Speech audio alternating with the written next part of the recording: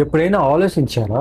మీరు నిన్న రాత్రి చూసి మాట్లాడించిన వ్యక్తి 2 వారాల క్రితమే చనిపోయారని తెలిస్తే మీ ఫీలింగ్ ఎలా ఉంటుంది?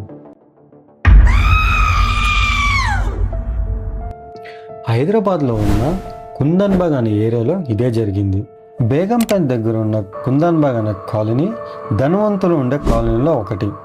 2002లో ప్రాంతంలో ఉన్న వాళ్ళకి రోజు రాత్రి వేళలో 3 ఆడవాళ్ళు ఒక ఇంటి బయట కనిపించే వాళ్ళని, రోజు రాత్రి వేళలో వాళ్ళు చేతిలో క్యాండిల్స్ పట్టుకొని పాటలు పాడుతూ కనిపించే వాళ్ళని ఆ ప్రాంతంలో ఉన్న చాలామంది చెప్పారు.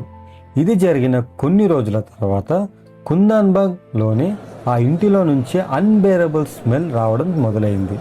నేబర్స్ ముందు ఇగ్నోర్ చేశారు, కానీ స్మెల్ రోజు రోజుకి పెరగడం వల్ల వేరే దారి లేక నేబర్స్ పోలీసులకి కాల్ చేసి కంప్లైంట్ చేశారు. ఆఫీసర్స్ వచ్చారు, డోర్ నాక్ చేశారు, రెస్పాన్స్ లేదు. మళ్ళీ నాక్ చేశారు, స్టిల్ సైలెన్స్. నేబర్స్ పోలీసులతో ఆ ఇంట్లో ఉన్న వాళ్ళ గురించి ఒక విచిత్రమైన విషయాన్ని చెప్పారు. ఆ ఇంట్లో ఒక తల్లి తన 2 కూతురులతో ఉండేవారని, వాళ్ళు ఎక్కువగా ఎవరితోనూ మాట్లాడేవారు కాదని, ఎవరితోనూ కలిసేవారు కాదని చెప్పారు.